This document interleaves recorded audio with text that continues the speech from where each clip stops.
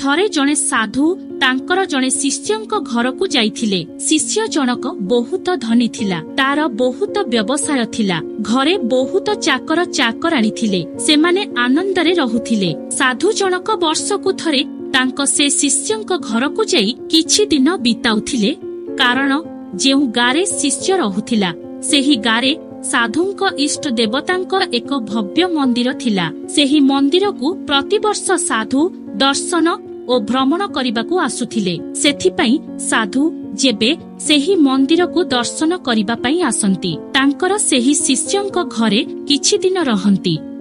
एहा पूर्वरु जेबे भी साधु महाराज शिष्यंक घरकू आसंती, से तांक शिष्यकू बहुत आनंद ओ उत्साहित थिबा देखंती। एही थर जेतेबेले साधु महाराज शिष्यंक घरकू आसिले, से देखिले जे तांकर से शिष्य बहुत दुखी ओ चिंतारे रहुथिला। साधु जनक तांक शिष्यर स्त्री को पचारिले, आजिकाली तुमर स्वामी काहिकी बहुत चिंताशील दिसुछंती। शिष्यर स्त्री कहिला, हम से चिंतारे रहुछंती कारण तांकु व्यवसाय रे 5 लाखर लाभ होईछि। साधु कहिले, ताहेले एथिरे चिंता करिबार कोन अछि? एहा तो खुशीर कथा, ताकु 5 लाख लाभ होईछि, क्षति तो होई नाही। तापरे शिष्यर स्त्री कहिला, जदि तांकु तांक चिंतार कारण पचारिबे, से कहिबे मोते 5 लाखर क्षति होईगला। साधु बुझी पारिले नाही ओ से कहिले, एबे तमे कहुथिलो 5 लाख लाभ होईछि, एबे कहुछ 5 लाख क्षति होईछि।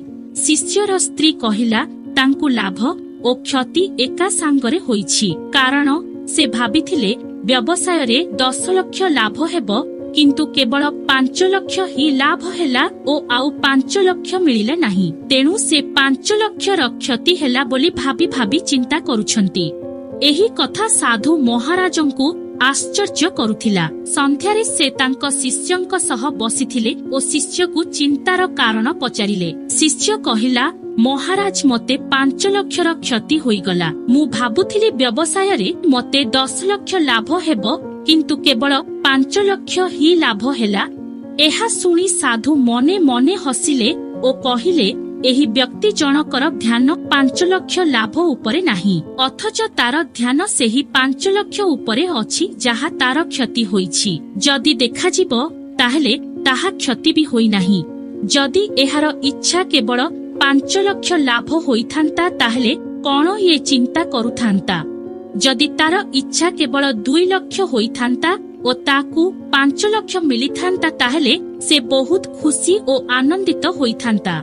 एथिरु गोटिए कथा स्पष्ट जे मनिषर दुखर कारण तार इच्छा ओ आशा जोगु होइथाए। आमे आम मन भितरे बहु बड़ बड़ इच्छा ओ आशा रे भरी रहू एवं ताहा पूरण नहेले आमे दुखी ओ चिंतित होई जाऊ। मने रखिबा उचित जे आमर इच्छा जेते अधिक हेबो, आमर असंतोष मध्य सेते बढ़िबो। जदि आम इच्छा शून्य रहिबो, ताहेले असंतोष मध्य रहिबो नाही। आसंतु एही संदर्भरे आउ एक कहानी सुनिबा। जणे ज्ञानी व्यक्ति थिले। बहुत दूर दूरांतरु लोकमाने समस्यार समाधान पई तांको पाखकु आसुथिले। दिने से ज्ञानी व्यक्ति निज घर अगणारे बसिथिले ओ किछि लोक निज समस्यार समाधान पई तांको पाखकु आसिले। से ज्ञानी व्यक्ति जनक समस्तंक पई चाहा करिबा पई तांको स्त्री को डाकिले। तापरे से समस्तंक सह कथा हेबारे मग्न होइगले। किछि समय परे व्यक्ति जनकर स्त्री चाहा करि आनी निज स्वामी को चाहा नै जिबा पई डाकिले। ज्ञानी व्यक्ति जनक कथारे मग्न रहिथिबारु निज स्त्री कथा सुनि पारिले नाही। किछि समय डाकिबा परे न आसीबारु विरक्ति होई व्यक्ति जनकर स्त्री चाहाकु नै रागरे सेई ज्ञानी व्यक्ति उपरे ढाली देला। सेही ज्ञानी व्यक्ति जनक अधा मुहं जळीगला। ज्ञानी व्यक्ति जनक ठिया होइगले ओ हाथ जोड़ी भगवानंकु धन्यवाद जणाइले। एहा देखि समस्ते पचारिले, अचानक आपण हाथ जोड़ी ठिया होइगले काहिकी?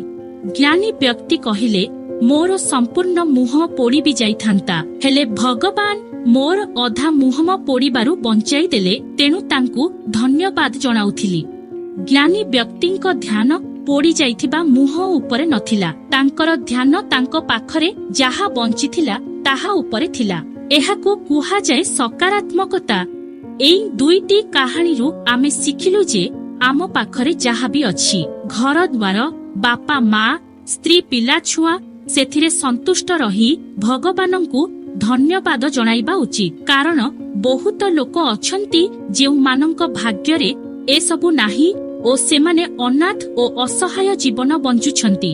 ତେଣୁ ଯାହା ଆମ ପାଖରେ ନାହିଁ ସେଥିପାଇଁ ଅସନ୍ତୋଷ ନ ରହି ଯାହା ଆମ ପାଖରେ ଅଛି ସେଥିରେ ଆମକୁ ସନ୍ତୋଷ ରହିବା ଆବଶ୍ୟକ ଅଟେ। ତାହେଲେ ଯାଇ ଆମେ ଜୀବନରେ ଖୁସି ଓ ଆତ୍ମସନ୍ତୋଷରେ ଭରି ରହିବା ସହ ଏକ ସୁଖୀ ଜୀବନ ବଞ୍ଚିପାରିବା।